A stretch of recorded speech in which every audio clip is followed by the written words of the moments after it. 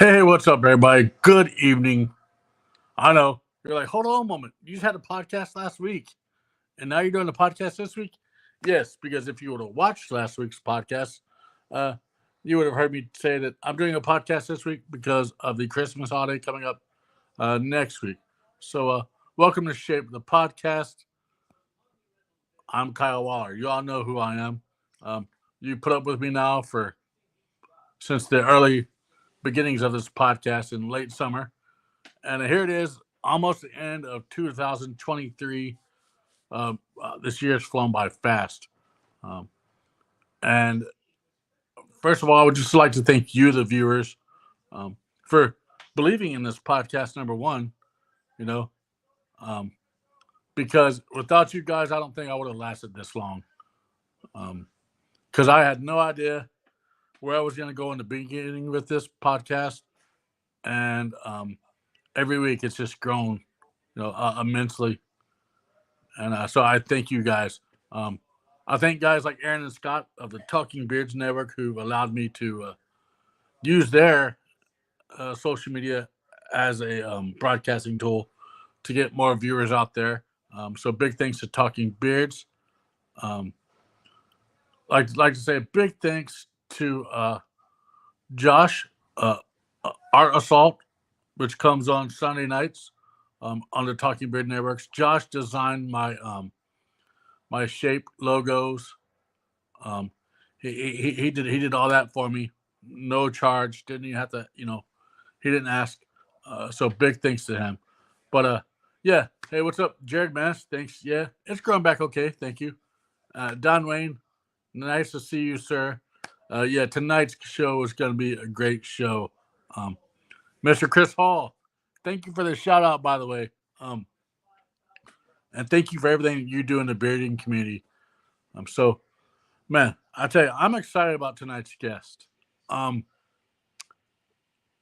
it's somebody that even though I haven't met in person, um, we've talked a lot, on Facebook, and it's somebody that I have the utmost respect for. Um, you just have those people that you're drawn to automatically, like just off the jump. And Jeff Harris is that guy. Um, I can't say anything bad about the man. He's believed in this podcast since day one. Um, and really, since day one, I wanted him to come on and share his story. Um, so that's who I'm going to have on tonight is Mr. Jeff Harris. Uh, but yeah, just happy holidays, all you guys. I mean, for real, happy holidays. Glad you could join me. But how about it? Let's stop the chit chat. Let's bring on the man himself, uh, Mr. Jeff Harris, and who knows his lovely Mrs. Alley Cat. She might join in. Who knows? Um, but sit back, grab your coffee, grab your Pepsi, um, grab your drink, grab your cigarettes, grab your smoke, and let's enjoy a good conversation tonight with Mr. Chicken Wing. So here we go. What's up, sir? Hey, how you doing, man? You know, uh, I'm good. Nothing's changed between now and about a couple minutes ago, but I'm good. Like I told you in the background, I appreciate you. I appreciate you coming on and wanting to share your story. I can't wait to hear it um, because I'm sure it's going to be good. And trust me, guys, I'm here to tell you, um, men are going to cry. Okay, I'm just gonna say it right now. If you don't like to see a man cry, then you might not want to watch the podcast tonight because it's going to happen. No doubt. All right, It might. but hey, look at that. Look, what's up, Yukon? Hey, brother. But anyways, Chicken Wing, I know you, and a lot of people who are watching right now know you. But for the people who don't know you, um, to tell them who you are. I'm I'm Chicken Wing. First of all, my name is Jeff Harris. I'm from Texas. I'm the captain of Beard Mob North Texas. Have been for 3 years. Uh, been a member of Beard Mob North Texas and Beard Mob since 2000. 19 in December. I just started my bearding career when the pandemic hit. Hmm. I did 2 competitions and then everything got shut down. Yeah. So I was just now putting myself out there, and then it kind of, you know, See, that's when I stopped. Like yeah, when the pandemic hit, I semi-retired from that whole world. And by the way, those of you who are watching who are not familiar with the breeding community, um, that is a community that myself and Chicken Wing belong in, and it's all about doing good stuff for others absolutely. and helping raise money and awareness for all different types of charities. So those of you who don't know what the breeding community is about, that's what it's about. So yeah, Yeah. I remember back like 2017, I hit it heavy. When the pandemic hit, I retired. I was like, you know what? I've done my years of service. I'm retiring. But then after everything went back to being normal, I got back into it. But yeah, go ahead and continue, sir. Yeah, I feel like because of that happening, it kind of slowed my progress as far as getting to know everybody in the community, Uh, especially in person. But, I'm getting to know a lot more people and getting more well known now. Uh, that's not what it's about. It's like you said, it's about helping people, yeah, helping that's charity. that's Yeah, right. and to me, So that's so before we that's get therapy real to me. before we get real serious, tell us how this name Chicken Wing came about. It's kind of a club thing, man. As soon as I became a member, of course, in Beard Mob, everybody has a nickname. All right. And I had a nickname. I was a mechanic most of my life. And most of the people in the mechanic business that I knew real well called me Chicken Wing All right. or Chicken Hawk. And they called me Chicken Hawk because I was the littlest and meanest guy they ever met in their freaking lives. I can see that. I You, can see that you because know, you you are know, pretty short in Foghorn, stature. the Looney Tunes, Foghorn Leghorn, Uh huh. the little Henry Hawk guy, the Chicken Hawk. That's you. Yeah, that was me. Uh, And back that's then, I was pretty, I was a lot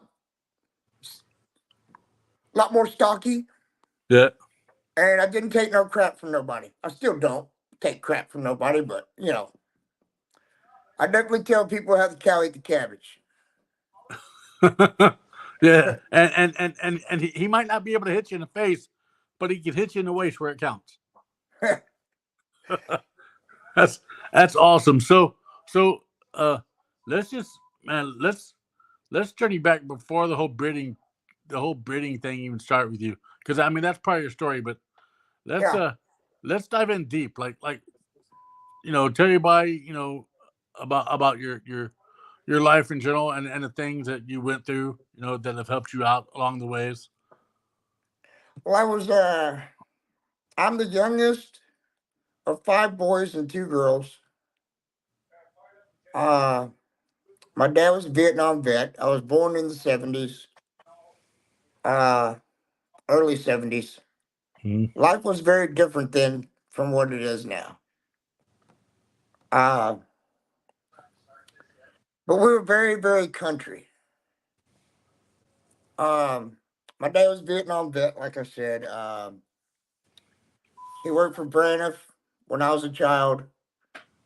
A lot of people don't remember Braniff. It was an airline,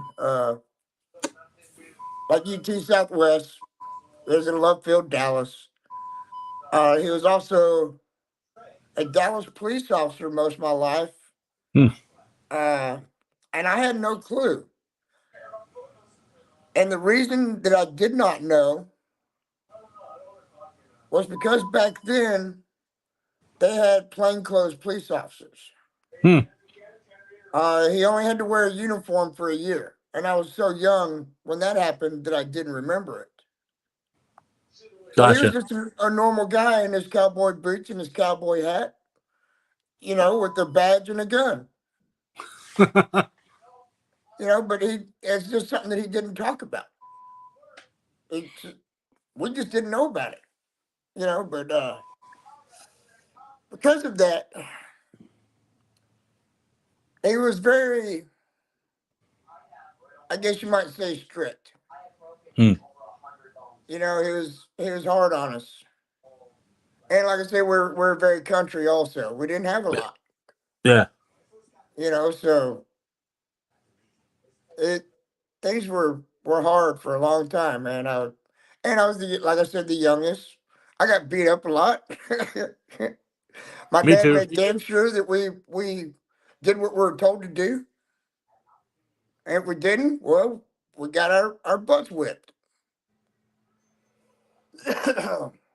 uh, but most of the brothers, I had two brothers that were my mother's. Mm-hmm. The other two were my dad's, and the two girls were my dad's. So there's three of us year round. All right. Around the holidays, Christmas and summer and stuff like that, we had a house full of kids.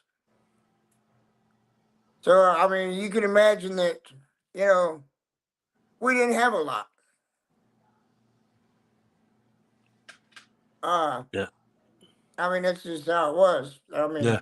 I was joking with Chicken Bread the other day that when we were kids, we couldn't afford butter. So we slathered our biscuits in gravy and threw them on the griddle. Or not gravy, bacon grease. Man, I bet those are some damn good biscuits. I'll tell you, man, you could have, yeah, put some bacon grease on it and throw it flat down on the griddle. Oh, boy. That's the best biscuit you ever had in your life. Huh. But that's how broke we were. And these Yeah. weren't store-bought biscuits. They weren't homemade buttermilk biscuits. They were what we call drop biscuits. All right. Self-rising flour and warm water. You That's just it. mix it to the consistency of a biscuit. You roll it out, drop it on a pan, and that's what a drop biscuit is. Oh wow. uh, so later on, I got to about, oh, I guess 12 or 13. My parents got divorced. All right. Uh, and I had the influence of my brothers became my dads. So I started doing drugs, started drinking. By the time I was probably 13 years old by the time I started doing meth. Hmm. Uh, and I'd say I was about 16, 15 or 16 years old. I got so skinny and so strung out, I started running around with bikers and bike clubs. You were the smallest biker out there. Yeah, but still the meanest. uh, my mom showed up from work one day, and there was 15 bikes in my yard. And we were all shooting dope and smoking weed and this and that. And she went ape shit bananas. And of course, I took off with them and didn't come back home for a week. And when I came home, I slept for 3 days. Hmm. And when I woke up, my dad was sitting I slept on the couch. When I woke up, my dad was sitting on the coffee table staring at me. Wow. I'm surprised you didn't wake your ass up. Well, I was strung out on dope, so They couldn't wake you up. no. I mean, he was just waiting. He was like that. He had the patience to wait things out. Hmm. Uh, but I'll go more into him here in a second. He did a little bit more than police officer in Vietnam. Yeah. Uh, but my mom had called him and said, if you don't come get your son, he's gonna die. Hmm. And so he told me, go pack my shit. I'm going with him. So I went to the bedroom, I locked my door, and I crawled out the window and went to my buddy's house. And about an hour later, my dad was knocking on the door. Because he knew where you were. Yeah. Well, for the life of me, I don't know how the hell he knew. Parents know, sir. Parents It, always know.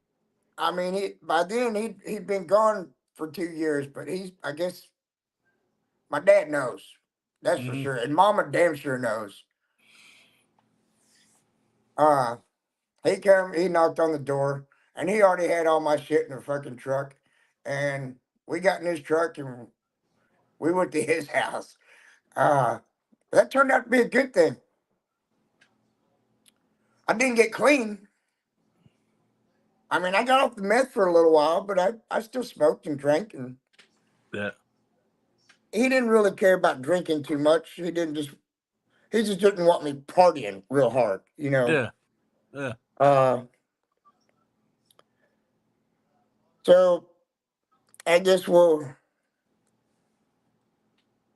I ended up staying with him for about 5 years. And then I decided I wanted to go back to the city. And that was the biggest mistake of my life, to be honest, going back to the city. I ended up getting hooked back on dope. In and out of jail. I got arrested the first time when I was 18.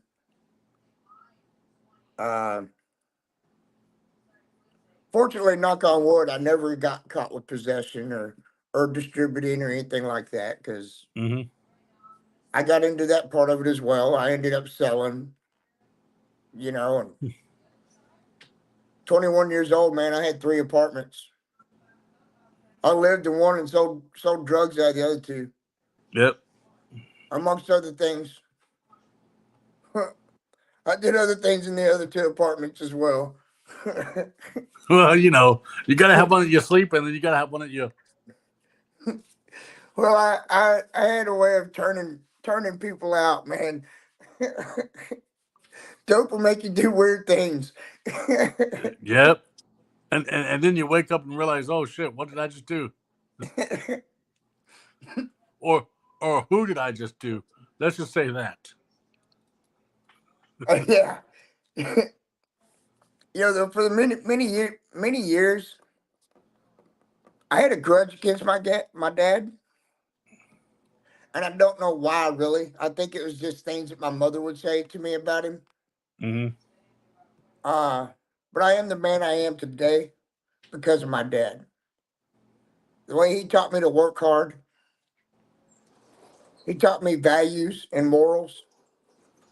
You know, even when I was twisted off on drugs, I didn't rip people off, and I didn't steal from people ever.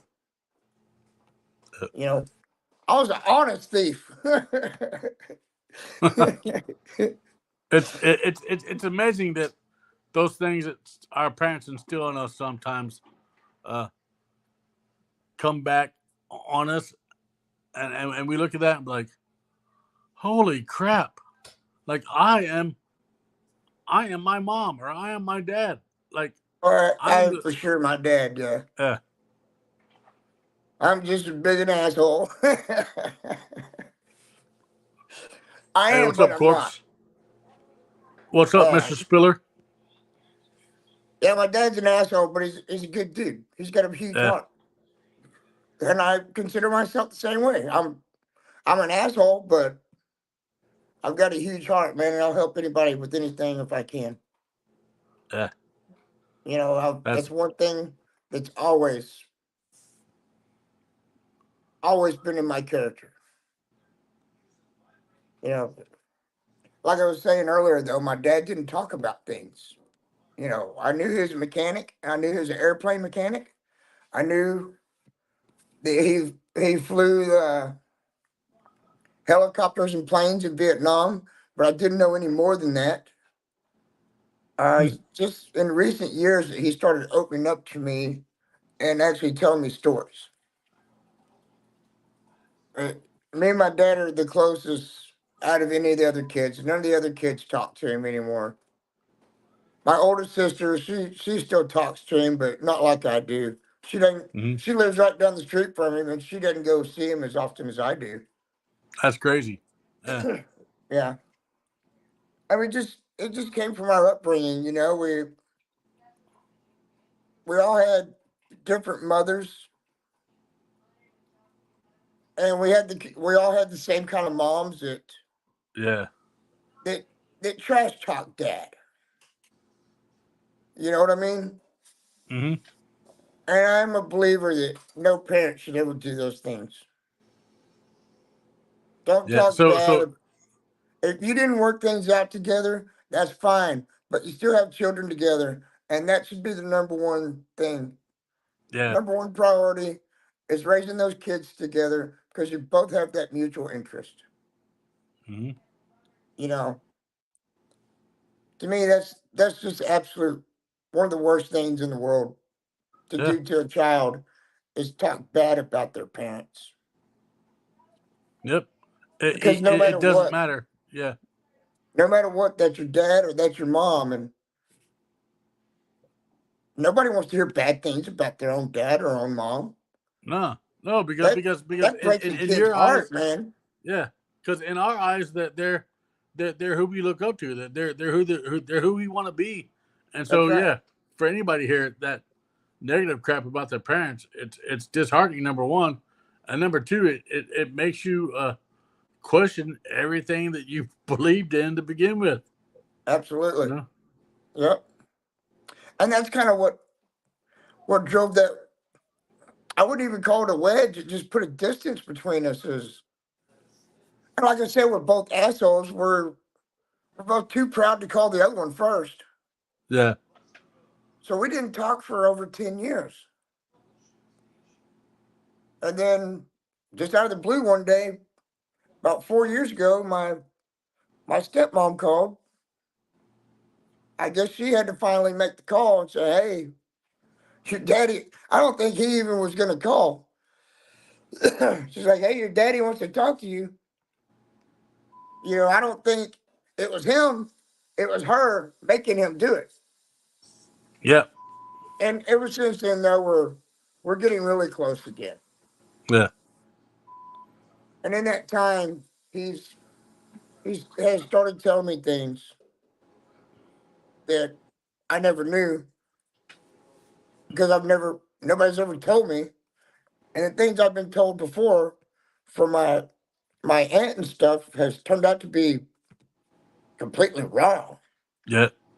Well, yeah, because that like it's like they want to protect you from the truth, so to speak. You know. Yeah, yeah. So I just learned in the last few years that when my dad was in Vietnam, he flew Hueys, but his main job was flying carriers. And he would fly from the States to Hawaii to Guam. And he would drop off fresh soldiers and bring home caskets. Mm. But it was the helicopters that really screwed him up. But I just learned recently also that his first tour of Vietnam, he was discharged in '66. Mm. And what really screwed his head up was he got recruited by the CIA. Mm. And ended up back in Vietnam doing reconnaissance missions and, secret operative stuff. Uh, and because of that, my dad doesn't really exist. Mm. My my daughter did that 23andMe thing a couple of years ago, Mm. and the only thing that shows up about my dad is that he married my mom and they got divorced. There's nothing else at all. Crazy. Yeah. That's I mean, crazy. part of that also is probably, we talked about it before the show, he was adopted. Yep. But he also came from uh, a reservation. He was, he's a Cherokee. All right. So he was adopted from a reservation. Yeah, So that's which could totally, I mean that their laws are way different than ours, and the way they keep records is totally different than ours. So yeah, that's probably why nothing ever showed. yeah. You know. Well, and the fact that the CIA changed his name, Yeah. they kind of made it to where William Dean Harris didn't exist. Yeah. Well, yeah. I mean, you're the shell of that person, but once you get into that lifestyle, you tend to have to do, you know, whatever you can do to fly under their radar, so to speak. So, Exactly. Exactly. but I'm sure that had to be eye opening to you and your siblings, to understand it. Holy cow, Well, my dad's not who my dad is, you know. yeah. I'm not sure that any of my other siblings know about it, to be honest. I told my older brother, but uh, the one that was my mom's oldest, uh, so it's very confusing with all the brothers I have. Like I said, I got two with my mom, and the rest were with my dad and their moms. Mm-hmm. But the oldest Sean from my mother's side, my mom, I talk to him more than I do anybody Yeah. as far as family. My family is actually just total shit, man. It's gone to shit. Uh so anyway, we can move forward. So I guess I started getting arrested when I was 18 or so, got twisted off on dope. Ended up meeting a girl and getting married at 21. Hmm. Still in and out of jail, you Yeah. know. Had 3 kids with her. And it was mostly a bad relationship. Yeah. You know, partly my fault, partly her fault. I'm not It gonna was it was one of those relationships.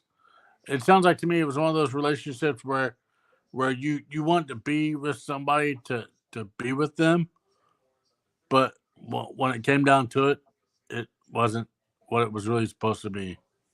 well, I think Because the whole we deal, honestly, I might sound really screwed up for this, but I don't care because that's how it was back then. I was 21 and uh, she was 17. you Uh, were you were both young.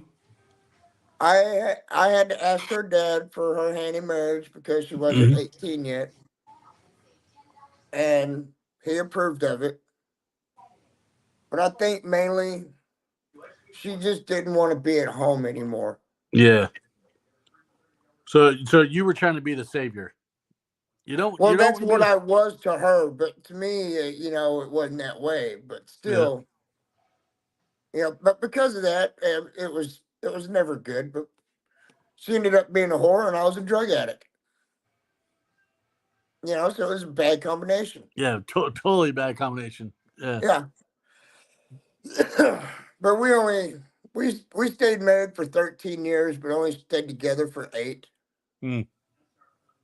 It got to a point to where now I finally started somewhat straightening my life up because most of my younger life I was a cook as a teenager. Uh, but by the time I was 20, I'd gotten a job at an Exxon. And I started off doing oil changes and stuff like that. All right. And like I said, my dad was a mechanic, so I grew up in a shop. By the time I was 12 years old, I rebuilt my first engine. Damn, that's talent right there. Well, I just grew up around it, man. Yeah. One thing about me is I've always had an amazing ability to absorb information. Hmm.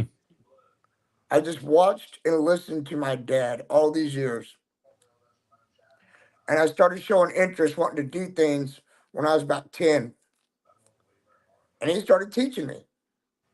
he started letting me do little things like change oil and bleed brakes, and you know, and he knew right away that I had a talent for it, and Yeah. I started showing me other things. He started letting me do brake jobs and alternator starters, all that kind of stuff. But he didn't just let me throw on parts. He made sure that I knew proper diagnosis Yeah. to make sure that I wasn't just throwing a starter on Mm-hmm. because that was a good guess. Yep. You know what I mean? He taught me to make sure, do a drawdown test and stuff like that with a voltmeter to make sure it was the starter. Hmm. And he taught me about continuity, with the charging system to make sure that I wasn't just slapping on an alternator and it could have been a continuity problem within the wiring. You know, so I had a damn good teacher. My dad is actually very brilliant. He's an electrical engineer, he's a mechanic, he's a pilot. He's a few college credits away from being a mechanical engineer. Hmm. And he chose the life of a mechanic and an electrician. Airplane mechanic at that, but but I chose to be a mechanic because I was good at it and I made good money at a very young age. Yeah. So anyway, I was about 20 years old at Exxon. I was doing oil changes and brakes and stuff like that. After about 3 years, the owner of the Exxon had his toolbox. I didn't have a lot of tools. He said, "You know what? You got a lot of talent. What if I let you work out of my toolbox and you start buying your own tools and you start doing bigger jobs?" And I started making commission on top of my hourly wage. He paid me my hourly wage plus he gave me another $3 an hour for anything I did as far as book time. All right. So in the early 90s, I was making about $15 an hour. Which was good money back then. Yeah. Oh, that's damn good money for a 21-year-old. Yep. You know what I mean? But it was good money back then also. Yeah. So I did that for about 2 years. I got my own toolbox, accumulated a lot of tools. And he said, "I'll tell you what." He come to me, he said, "I got a good friend that works at Hillfine Chevrolet, and I've been talking to him about you for a while. He said he'd love to have you come work for him." Hmm. So I went down and talked to the guy. And by the end of the interview, he was saying, "How fast can you get your toolbox here?" That's amazing what can happen when people believe in you and people see that you're worth it. I don't want to say I still am a very talented mechanic. Yeah. I do things right. If you do it right the first time, you don't have to do it again. Yeah. You don't make money doing comebacks.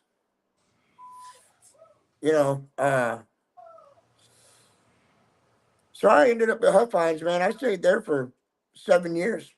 And I made them some mad bank. Ray Huffines, the owner of Huffines Chevrolet, that dude loved me. I was the only person that, other than managers and heads of departments and stuff like that, I was the only regular employee that got invited to the Christmas parties.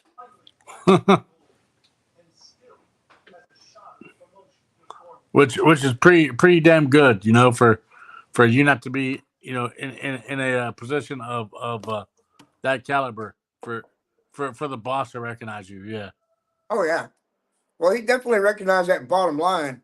It was coming out of the service department. Yeah. Yeah. He saw how much money was flying out of there. Yeah. Yeah. So that's awesome. So my record, I used to flag about 24 hours a day on a good day. Oh, Do you know how flag time works? no. Okay, so if the book says it takes an hour and a half to do an alternator on this car, I get paid for an hour and a half. All right. It doesn't matter if I take 20 minutes to do it or if I take 5 hours to do it, I get paid for an hour and a half. And I was more in that 20-minute fucking zone. Yeah. Pardon my language. I could do intakes. Intake on a 350 Chevrolet is 5.5 hour job. I could do one in an hour and a half. Wow. So yeah, you were you were doing more work in less time than it would for somebody to do in a 24-hour basis. But Exactly. that's I was working 10, 11-hour days, flagging 16 to 24 hours. and that's all because you knew what you were doing and you were doing it the right way, not the wrong way. Exactly. And, it helps when you work for a dealership, you're working on the same thing all day long. Yeah. Occasionally you'll get something older that will come in, like an old Corvette or something like that, Mm-hmm. and those are the kind of cars you want to take your time on anyway. You know what I mean? But I was still a drug addict all this time. But I was a high functioning drug addict. You know what I mean? Yeah. You could work. You could wake up, go to work, but you could also do your drugs at the same time, and the Yeah. two wouldn't, well, they would overlap, but they would, it wouldn't impact your paycheck, so to speak.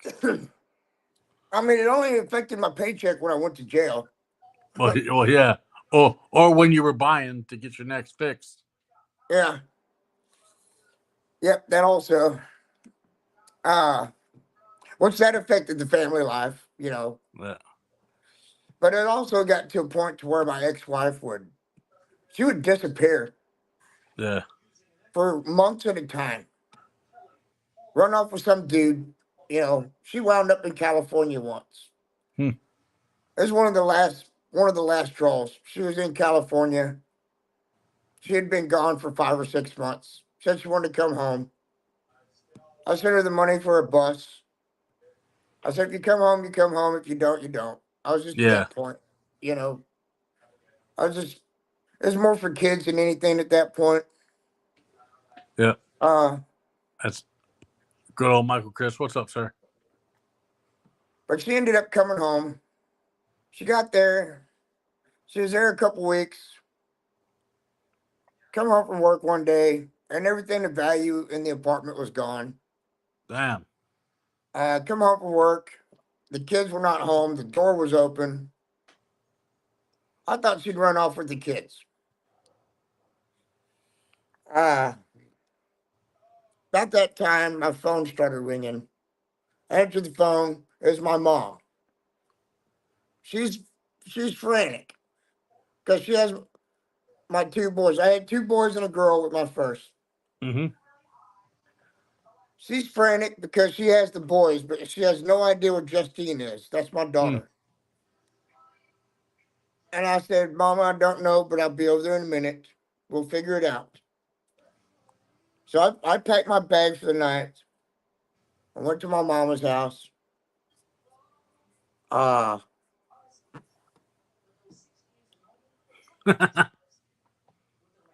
didn't know. Had to, yeah. That's right, Andrew Matson. Legend in my own mind. Right? Uh, Aren't we all? Went to my mom's house. Didn't sleep much that night because I didn't know where the hell my daughter was. Mm-hmm. Uh, One thing I knew for a fact, my ex-wife was a sorry piece of shit. But I knew for sure that she wasn't so sorry that she wouldn't have my daughter in school. Hmm. She was at least good about that. She made sure the kids were at school. Yeah. So I told my boss the next morning, I said, I don't care what the hell happens today. 3 o'clock today, I'm out of here. I'm going to get my daughter. I said, if I don't have a job tomorrow, I don't give a shit. He said, no, man, you're good. I was a dick, but also they love me, dude, because I made them good money, and I was Yeah. a good Yeah. employee. You know, uh, he said, "No, man, you're good. Take care of your business." So I got to the school, and this this little buddy of my wife, my ex-wife, comes up and says, "What are you doing here?" Hmm. I said, "I'm here to get my daughter. What the hell are you doing here?" She said, "Oh no, she's coming home with me." Mm. I turned around, I got right in her face. I said, I'm going to tell you this right now. I know exactly what the hell you're up to. Yeah. I said, here is what's going to happen. My daughter's coming with me, and we're going to follow you to your house. And you're going to give me everything that you have of hers, or I just go ahead and call the police right now. And after we have this conversation, I'm going to go talk to these people, her teachers and everything, and make sure that you and nobody else around here ever has anything to do with picking up her again. Mm. And that's exactly what I did. But Nice. I went and followed her to her house. She Yeah. went in the house and got my daughter's bags, and my daughter came with me. Probably the So I best knew thing that needed to happen.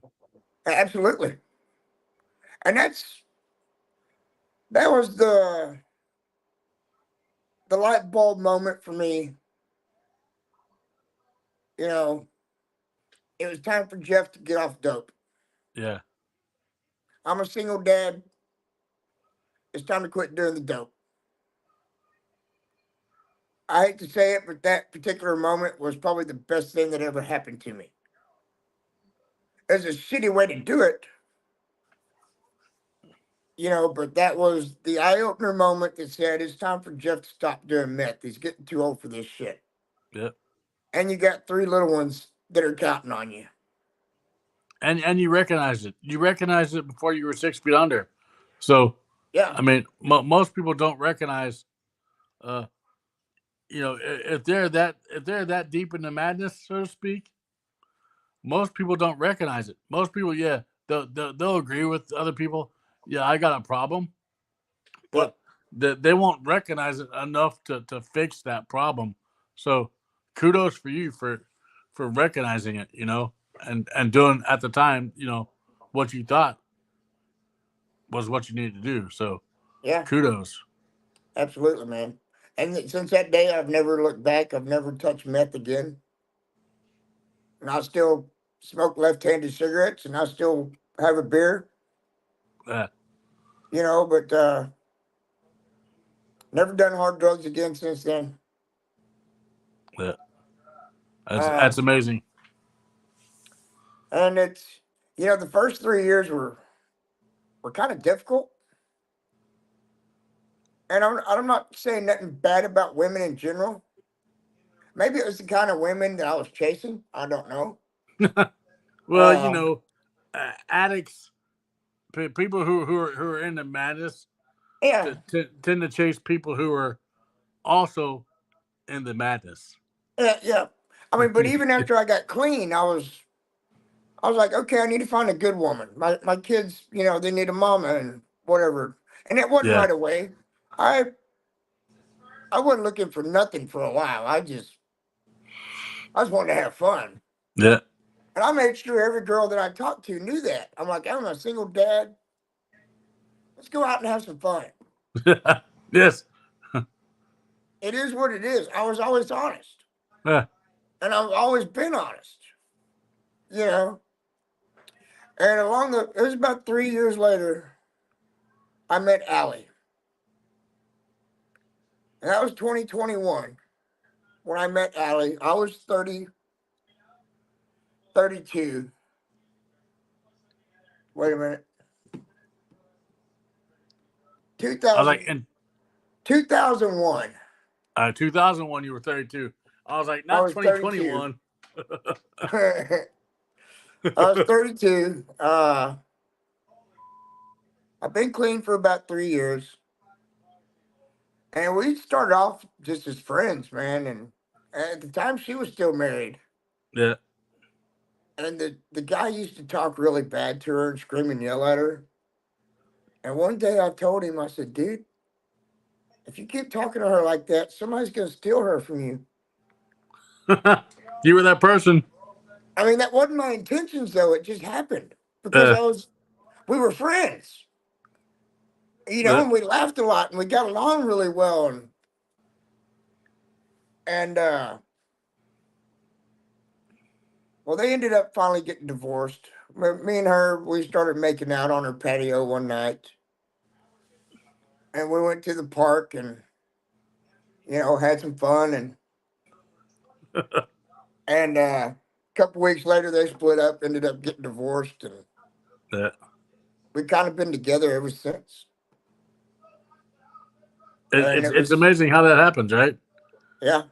Because I truly believe that people come into our lives for reasons at the time unknown, and and she came in your life really when you needed her, and Yeah. hey man, for all you probably came into her life when she needed you. So, Well, she needed somebody that treated her right.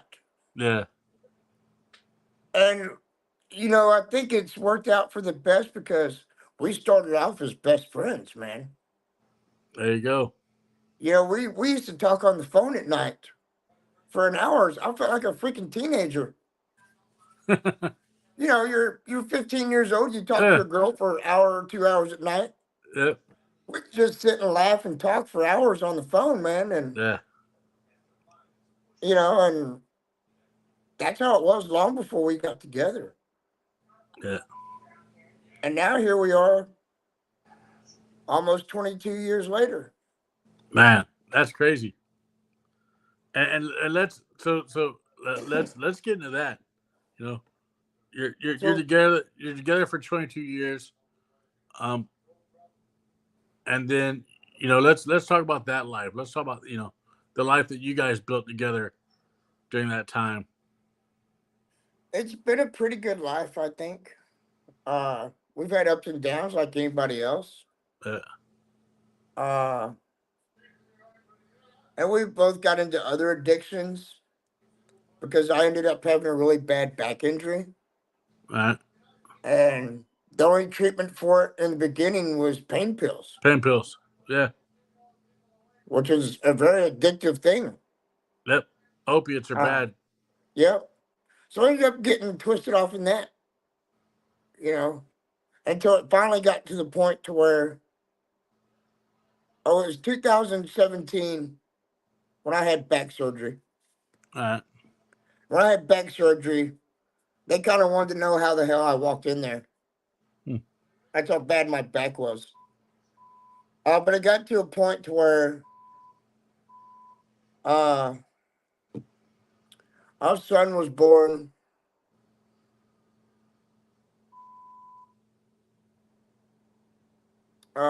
Let's see. I'll back way up, man. Andrew Matson I said got back way up.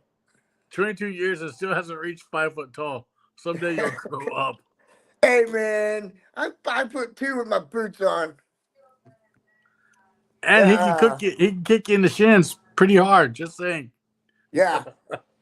And then I bring you to my level so I can punch you in the throat. Yeah. Anyway, I got to back up. We ended up having a kid of our own. Xander was born in 2003. Right. He's going to be 20 years old this year in December. He was born. We'll get into this whole Christmas thing and Yeah. how everybody's feeling bad this year. I'll tell you my story and Allie's. Why Christmas is so damn depressing for us. Xander was born December 23rd. He spent a year with us. This was when I was getting to a point. He was born with a very major heart defect. It was getting to where I could hardly work. I was having problems with my family.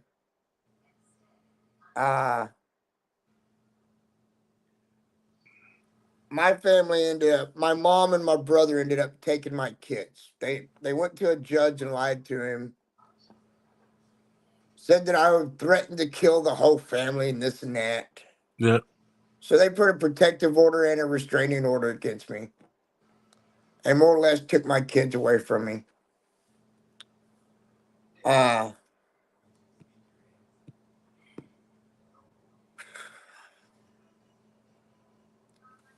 So Ollie and Xander was with us for a year.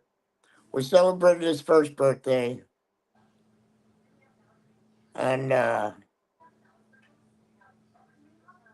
finally made the decision it'd be better if we adopted him to a family.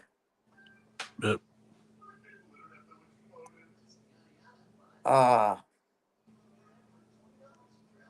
It's been 20 years, man. It's still hard to talk about. Yeah. I get it. Like I told you beforehand, some things happen in our lives that we may not understand why they happen, or why we let them happen. Yeah. But, when it comes down to it, maybe at the time that's what needed to happen, Yeah. and like we spoke, like he's a, I get it. Like, we talked about the whole religion thing earlier. Yeah. Maybe one day he'll be like, hey, you know what?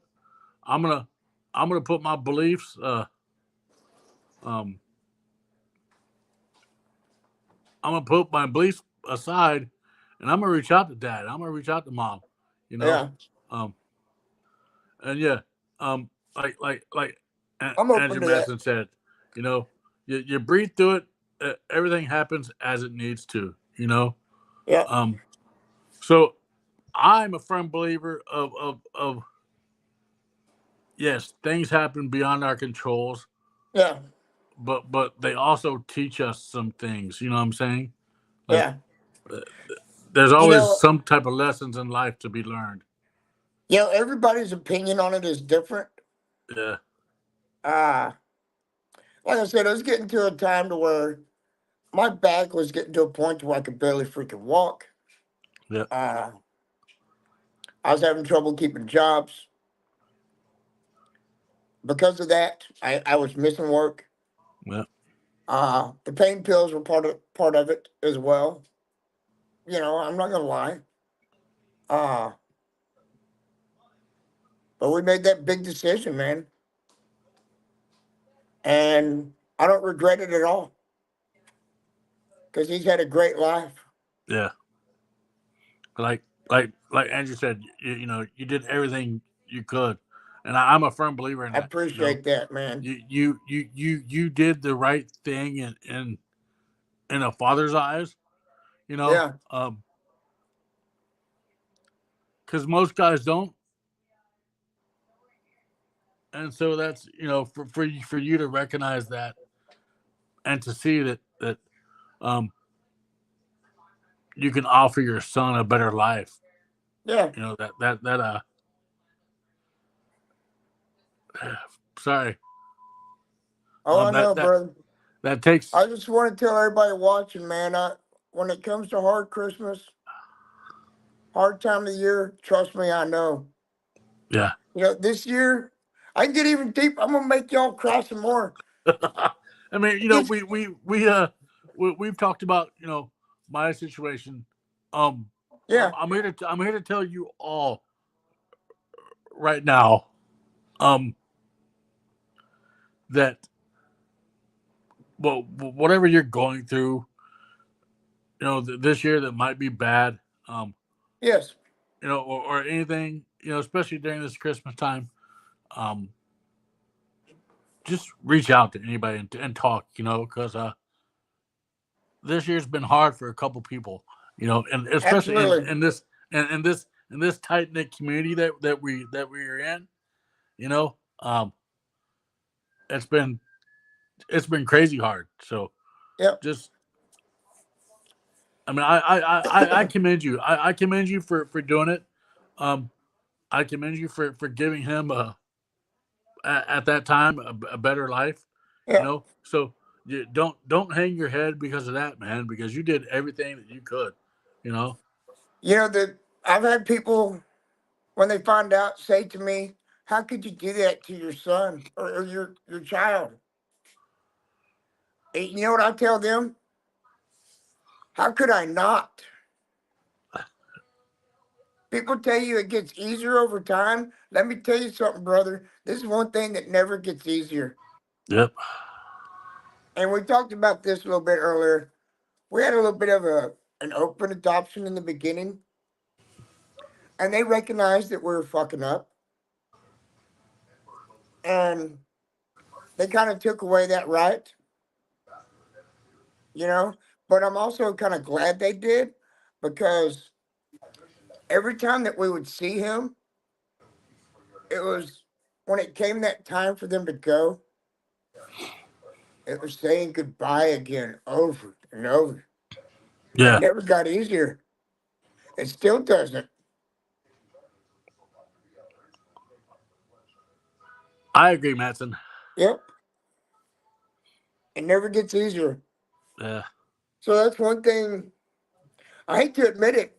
I'm almost grateful that they broke ties with us. Because every time we saw him, dude, it was, like I said, it was goodbye all over again. Yep. Yeah. It's just more heartache. Yeah. Yeah. So, so that happened. It was, like I said, he was born December 23rd. The very next year, he was adopted in January. We celebrated his first birthday with him. We found a good family. And then this particular year, normally, I like some of the stuff that I've shared recently. Uh, I shared a post of my Christmas lights from I think 3 years ago. Almost didn't even do it, but it was about this time of year that I finally put my lights and stuff up because I was feeling so bad around Christmas because of those memories that I just didn't care, Yeah. you know. And then my daughter ended up cutting me out of her life and my granddaughters because I don't know, I called her out on something. I'm telling you, I got a fun family. Dysfunctional. Yeah. 2 years ago, What's up, Eric? uh, my daughter said they weren't going nowhere for Christmas. My granddaughter was only, she's 2 years old. I want to see my granddaughter for Christmas. Yeah. That's fine. They're not going anywhere. That's cool. Uh, well, I start seeing pictures that they went to my mom's house, which is only about 45 minutes from my house, And didn't tell you. and didn't tell me. I was like, well, fuck, man. Why'd you say something? I would have fucking drove out there. Yeah. And when I called her out on it, because I called her out on it, she ended up beating me out of her life Mm. again. And we had just reconnected several years ago. So now I don't ever get to see my granddaughter again, apparently. So that's something else that's got Christmas fucked up. Pardon my French. No, you're good. And to me, that's the worst thing possible, dude. That's my granddaughter. Yeah. And then this year we got a really great present. Let me go into this past year. That's right. It's more than blood. You're That's been absolutely proven. right, brother. You're That's been absolutely proven right. this year. That's been proven in the past, like what, four, About five, 4 or six, 5 7 years for months. me. Yep. Yeah. I mean, I've it's got been some really proven. close friends also, besides the bearding community. I got a good couple handfuls of people that I call fam friends. Yeah. They're the people I chose and they chose me. That's my true family now. This year, we lost my wife's mother in August to lung cancer. Yeah, I remember that. At that particular time, Allie had found a lump on her breast. Mm. She had an appointment scheduled. Her mother died August 10th. A week later was her first appointment with a gynecologist.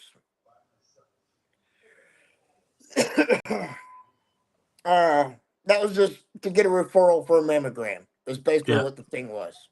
Yeah. The doctor felt it. She said, okay, I'm scheduling you for a mammogram. Week later, we went and did the mammogram. Week after that, they did a biopsy. Week after that, she got the phone call that she had breast cancer.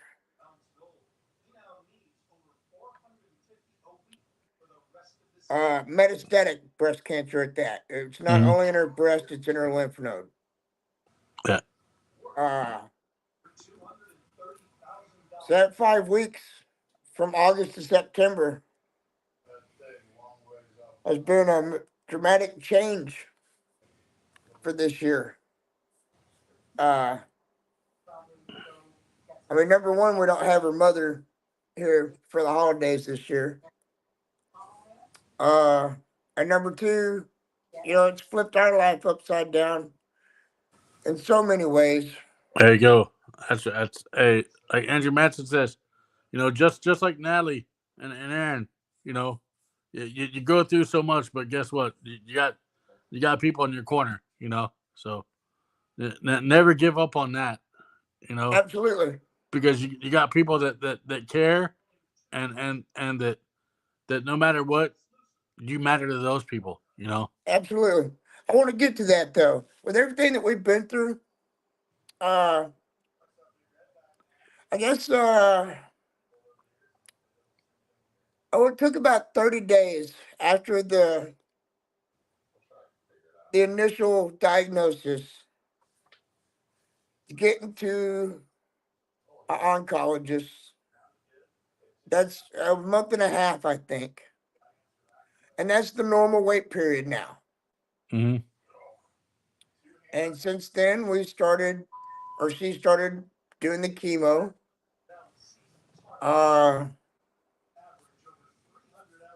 She had done one treatment in October when we were at Beardapalooza. So that was the beginning of it. Yeah. And since then, the she's bearding she's she's community. peeking over your shoulder right now as we speak. She's in the background. Yeah. We'll say hi to everybody. Hey, way man. Yeah, it's been a hell of a ride this year, man. But Yeah. with all this going on, we've hardly had time to think about those other depressing things. You know what I mean? It's Yeah. taking that normal distraction off and giving us a new one. Yeah. Yeah. But let's talk about what happened. So, like I said earlier, there are a lot of people on here that aren't familiar with the bearding community. So let's talk about what you were gifted with at Bearded Palooza. You, you, Okay. you, you shaved your beard, number Yeah. one, okay, Yeah. to raise money for charity. But let's just talk about what happened at that event. That was like special. I mean, I've never seen it done at any other event. Yeah. Give me just 1 second, man. I'm gonna grab something. I'm Uh, gonna put the mic on mute for a second. I'm gonna grab something and I'll tell you that story. Yeah, you're good. You're good, Chicken Wing. Yeah. So hope everybody's doing okay out there tonight in podcast in Shapeland. Andrew Matson, I know you're very close to Natalie and Aaron, so you've all been in my thoughts and in my prayers. Um, and it'll be good to see you guys in March. That might be the next time I see you guys. Yes, I agree. Yes, yes. Chicken Wing shaved his beard off, and then he took it to 15 years ago, and then I shaved my beard off, and it just comes back grayer, like for real. But yeah, what those of you who don't understand what the bearding community is all about, who aren't a part of it, the bearding community is a group of like-minded men and women who get together and do these things called facial hair competitions, but they raise money for charity. Um, Back in December, when was Bearded? Yeah, Bearded Palooza. When was that? November, October 14th. October. Back in Yep. October, down in Texas, there was an event called Bearded Palooza, which got turned into Pink Palooza because Yep. the charity was a cancer charity. Well, Yep. because of Jeff's significant other having cancer, Jeff decided to take it upon himself to raise money in honor of his wife to go to this cancer charity. Um, Yep. so that's where we're at right now, just to get you all caught up on the details. But uh, here's Jeff back to tell us more. So the way it started, at first I got together with Buffont. If nobody knows John Fontenot, he is the founding member of Beard Mob Louisiana and Beard Mob in general. Great guy. If you don't know him, get to know him. Great Amazing individual. soul. Amazing brother. Gives the best hug you will ever have in your life. He does. I've gotten a Buffon hug. They're pretty good. That's a damn good hug right there. I got together with him. Said, hey man, you know anybody that can help me put something together, like a patch or something, in honor of Valley, and we can help raise money for this charity. And he said, I'll get back to you. I know a few people. So I didn't know it at the time. He ended up getting with Johnny Rodriguez. Another good And if individual. y'all don't know, Johnny Rodriguez is very well known for his art. He's done stickers. He's done like players cards. He does patches. He's a go-to guy for, I guess you'd call it graphic designing art. Yeah, there's a couple of guys like that in the community. Yeah. And if you know my wife, she's got a very old soul. She was born in the wrong decade. She says "way man" a lot. Yeah. So this is what they came up with. Her nickname is Alley Cat. So that's where the cat comes in. So this is what we came up with. And it helped go towards the charity. I also ended up talking to Ian, the president, Central Mr. Texas. Ian Long. Yeah. Mr. Ian Long. He's the president of Central Texas Beard and Mustache Club, which is the host for Bearded Palooza. And I told him that I would help me put something together. I would shave something. I originally thought about going goatee. And of course, it was Ian's idea for me to shave my whole beard off. Because I wasn't ready for that at the time. He said, what is your number? I said, man, $1,000 I'll go goatee. $2,000 I'll take the beard off. And he's like, okay, we're gonna advertise it. We'll do a little. Christina Long, his wife, and another member of theirs put together the thing that they shared on their page. The campaign for it,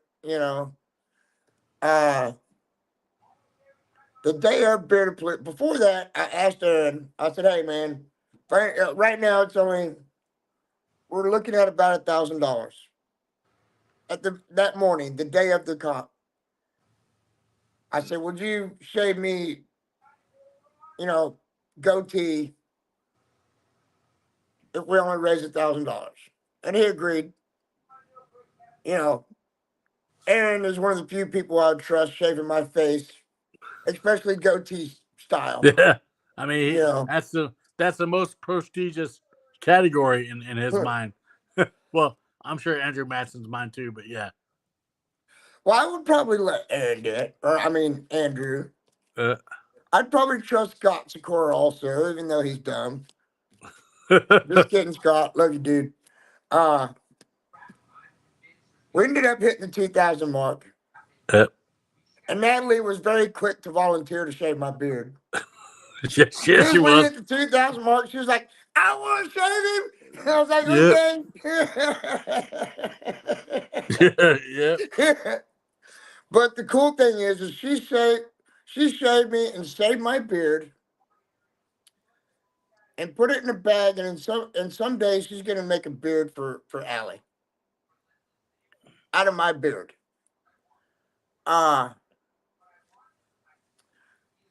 But that $2,000 right before they shaved me, Pink Warrior Angels was the charity.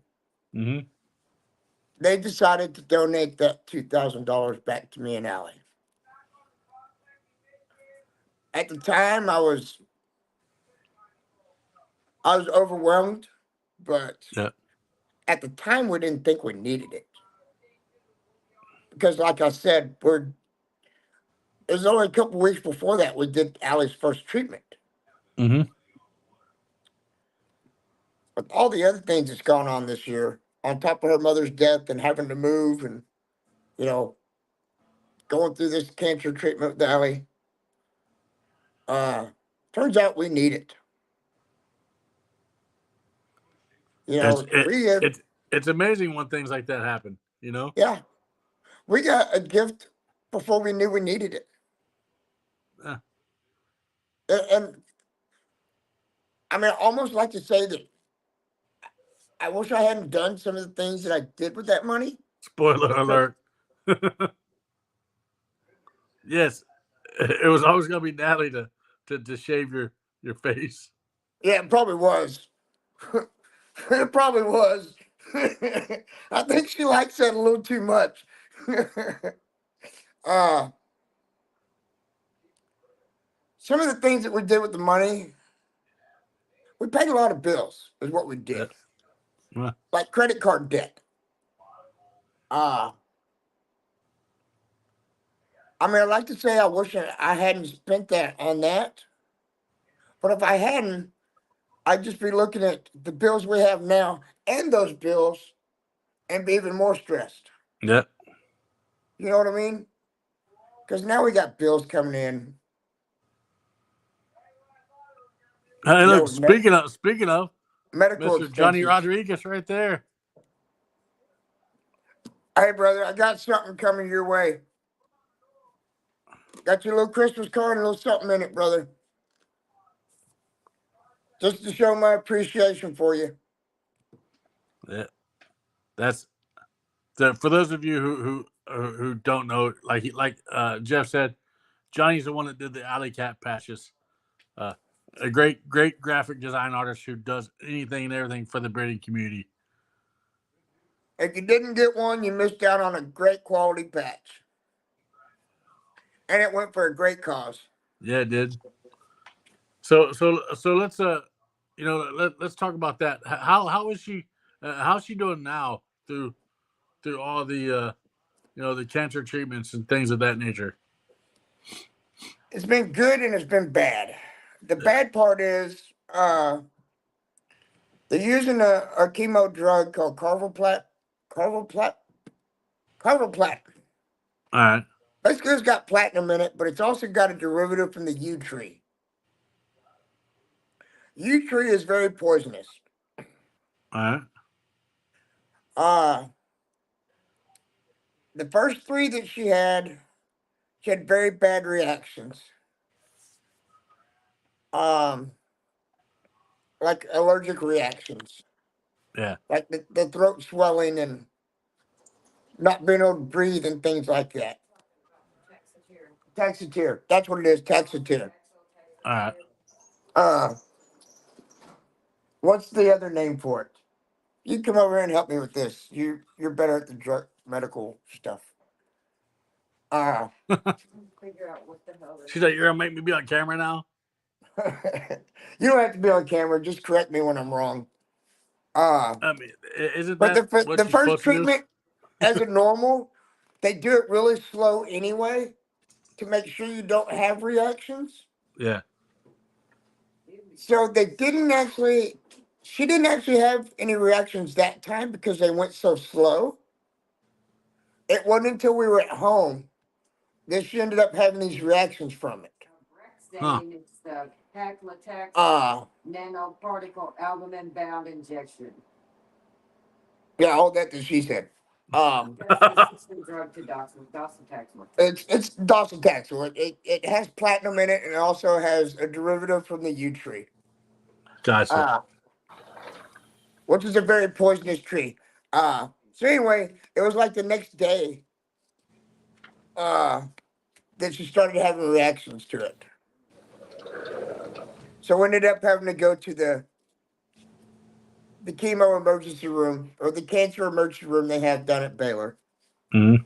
And they treated her for dehydration and gave her some other stuff for anxiety and stuff like that through IV, and it was okay. And it was the second one when they sped it up that she had the reaction right away. Yeah, it's better to have it at the hospital while they're doing it than at home. Yeah. So that one, they gave her about half the bag. The third treatment, same thing, about halfway through, really bad reaction. But they gave her the steroids and stuff there in the hospital, at the treatment or the infusion center, and ended up slowing it back down to a crawl. So we were there another 8 hours that day. Every time it's been 8 hours. Mm. It's supposed to be 8 hours the first time, then 3 hours after that. We've been there 8 hours every damn time. Yeah. This last one, because of those reactions, they switched it to a sister drug. Same derivative from the yew tree, just formulated a little different. Same thing again. Halfway through, that freaking reaction happened again. Hmm. So even the doctor agreed this time to stop. Mm-hmm. She's had bad reactions, but she's had good results. The tumor has shrank significantly. The one that was in her lymph node, they can't even see it anymore. If it wasn't for the marker, they wouldn't be able to see it. When they do the biopsies, they put markers in. Yeah. For anybody that doesn't know that's out there. And the one in her breast, this last visit, the doctor said she could barely feel it. Man. So it's working. Yeah, it's working. It just takes everything out of you. Exactly. Yeah. Exactly. And I want to tell y'all something else about Allie. A lot of y'all don't But know. hey, at least she looks good bald. I mean, come on now. Not that many people can rock a bald head, but she can rock one. Right. Hey. That's where I was fixing to go with that. The very first treatment, her hair was down to the bottom of her butt. She knew that she was going to lose her hair because the doctor told her this chemo is going to make you lose your hair. Yeah. Some of them do, some of them don't. Some people know her, some people don't. Nikki Rizzola, good friend of ours. Yeah. Great Her and Allie great have gotten individual very too. close. Yeah. But she's a hairstylist on top of many other things she does. she came down for Allie's first treatment Hell yeah, man. and sat with us the whole day. That evening, she came home with us and she cut Allie's hair off for her. Awesome. And we donated it to Wigs for Kids. Man, that's awesome. That's amazing. Fuck yeah. I would much That's- rather, me and her both, we talked about it and we'd rather it go to a child Yes. Yeah. that's going through the same thing she's going through and feeling bad about losing their hair. You know, because the kids at school or whatever might be making fun of them. Mm-hmm. It's harder for kids than it is for adults. Yeah. You know, Well, yeah, because you know, as an adult, I can tell you now, I don't. I mean, yeah, do I keep my hair one specific way? Yeah, but if I go bald, I go bald. You know, Right. Yeah, you could right. tease Shit. me all day long, but don't tease a little kid who Yeah. absolutely, has, man. you know. Absolutely. I mean, hell, they're already going through enough as a little kid. Mm-hmm. Don't tease them because they lose their hair. So I think it's awesome that you did Yeah. that. You know, to help out other kids. You know, Yeah. Yep. I mean, it's Absolutely, amazing. man. You know. Absolutely. And you know, everybody who knows you and everybody who loves you, which is pretty much every damn person that knows you, we're pulling for you both. Hell You know, yeah. because of the big hearts that you do have. Yeah. Because here's the thing, what happened back in October wouldn't have probably happened if you weren't the man you are today. So that right there I would is like to think that. that right there to me is a lot to the testament of who, regardless of what Jeff Harris has been through, Yeah. and Jeff Harris has been through a lot of shit. What happened back in October with you getting that awesome donation, which you were going to donate yourself? Yeah. That's a testament to the character of the person that you are. You know, Absolutely. and I think that the world needs more Jeff Harrises out there. You know, I appreciate that, man. like the world needs more Natalie Johnsons. You know, Oh, absolutely. Totally. and We need 100 more of her. Hell yeah. and which those of you who don't know Natalie Johnson and what she's going through, she has kidney disease and she's had a pretty rough past couple months. Yes, yes. She's had a pretty rough time. It's been hard on her.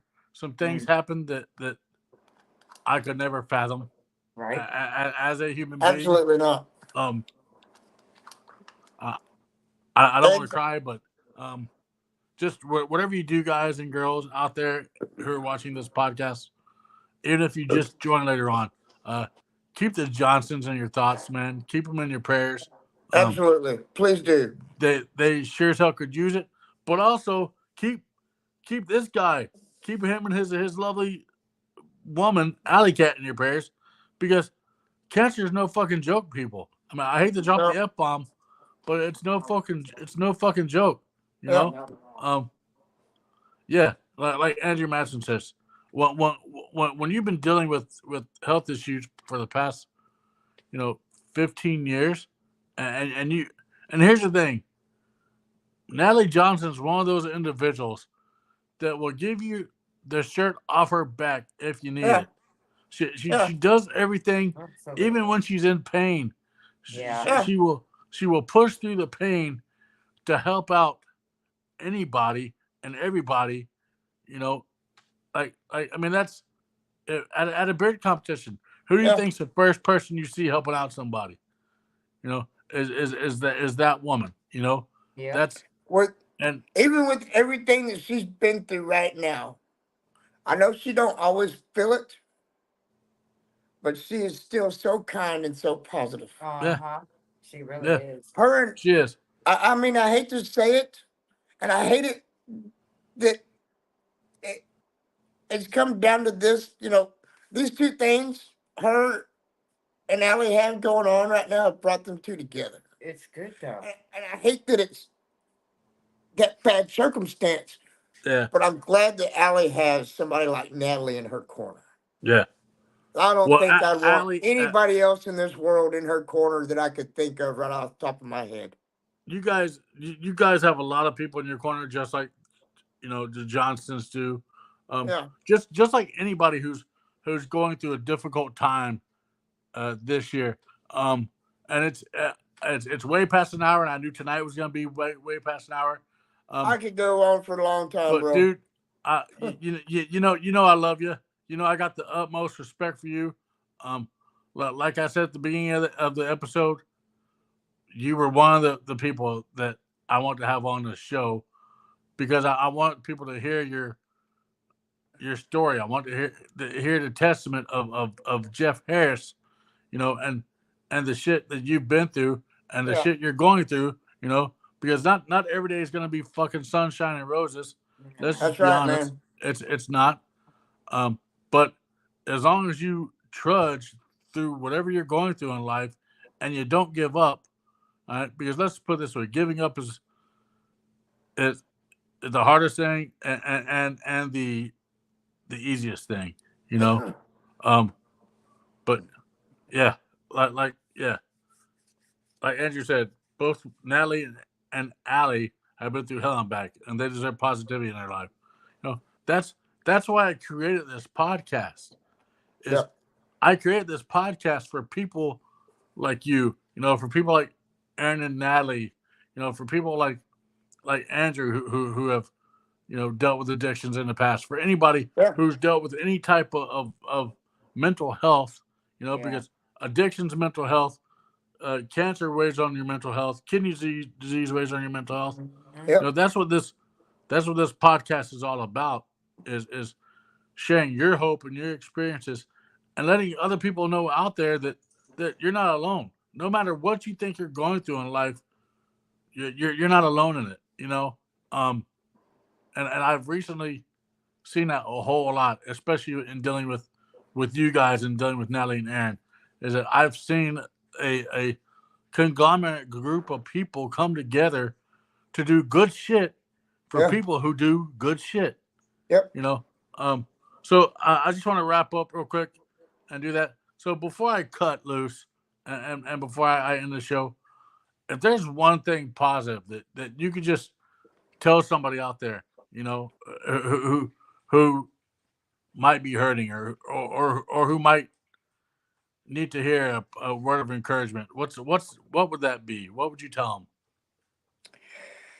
I was just gonna say, I know it's getting late and you got to end this. Oh, you're good.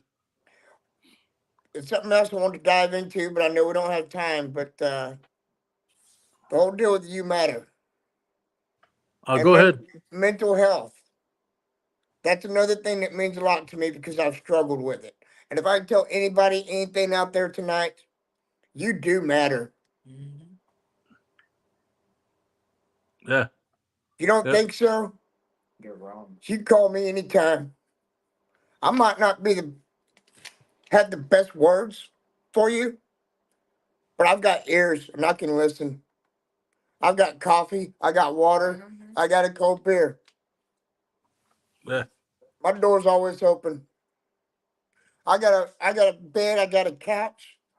I got folding mats I can break out. I got plenty of blankets. I got plenty of pillows. Yeah.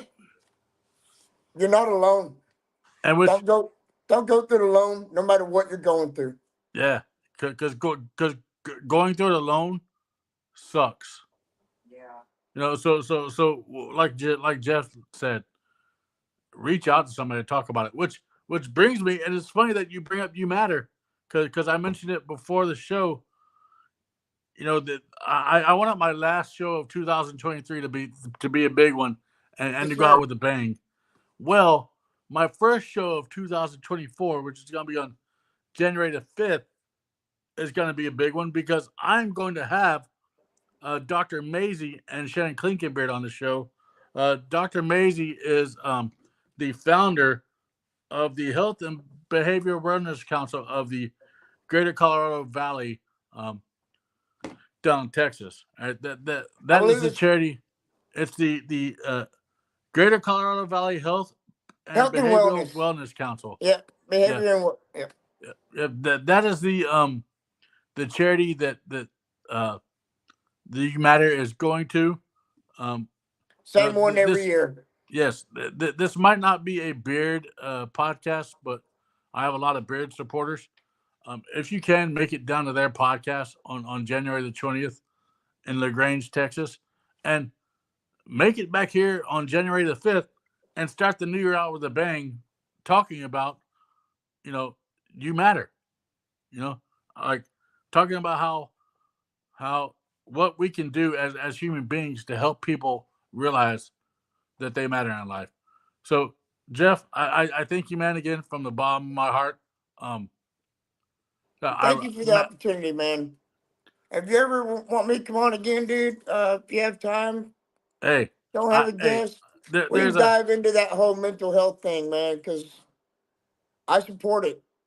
I've been a huge there's a supporter of couple it of because I've struggled with it myself. there's a couple of guests that I'm gonna have on as repeat guests, and you're one of those guys. Thank you, man. I appreciate it. Hey, Don Love you, Wayne, bro. we love you too. But I'm gonna kick you in the back, Jeff, and then I'll be back with you here in a moment. All right. Right on, brother. Whew. All right. Well, it is an hour and 30 minutes of show. Thanks to everybody who's stuck in through the show tonight.